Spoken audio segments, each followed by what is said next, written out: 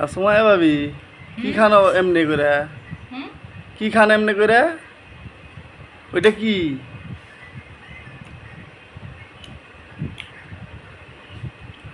আমের আচার?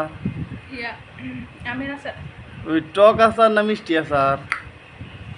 এই এত কিছু করতে তাও দেখে বুঝেন না কি আচার? না, একটা আছে টক আমের আচার, আর একটা হলো মিষ্টি আমের আচার।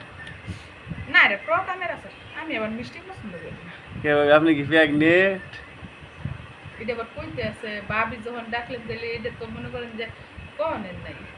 না, যারা প্রেগনেন্ট তারা টক আমের আচার খাইতে পছন্দ করে। হুম আপনি খাইবেন? না ভাই, আমার টকের প্রতি অত রুচি নাই।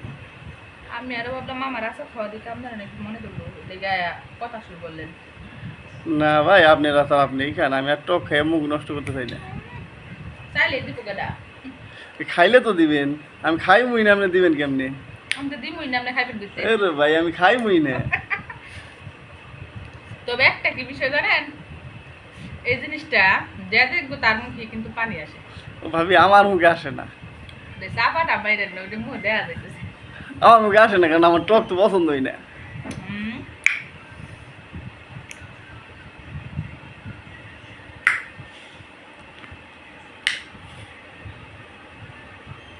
সেই সব বুঝলেন।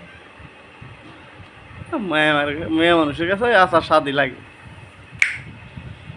যারা কয় আমের চাটনি, হুম আমের চাটনি মেয়ে না, মানুষের আমি কাছে স্বাদই চাটনি লাগে। না তো, আচার বানাইছি দেখেন।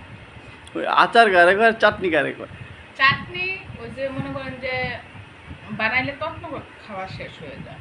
বেসিক্যালি 1-1.5 কেজি আমার না, যে মন চাইলো যে আজকে একটু চাটনি করে ভাত খেলাম বা কিংবা এমনি একটু খাওয়ার জন্য, এটা না, এটা আমি সংরক্ষণ করে রেখে দিই।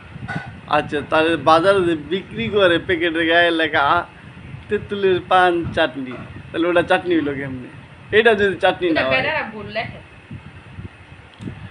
বেটারা বললে কে না আপনি বলবেন? হুম, আমি 100% শিওর কই। কি লাগে জানেন? কি জানি কই, আমি ভুলে গেছি। যাক, আপনার আর কওয়া লাগতো না, আমার আর শোনা লাগতো না, আমার মতো আমি যাই, আপনার মতো আপনি আচার খাইতে থাকেন, যান, কিন্তু যান, বাঁচতে আর বাঁচতে যারা মিষ্টি খাওয়েন। নিজে কষ্ট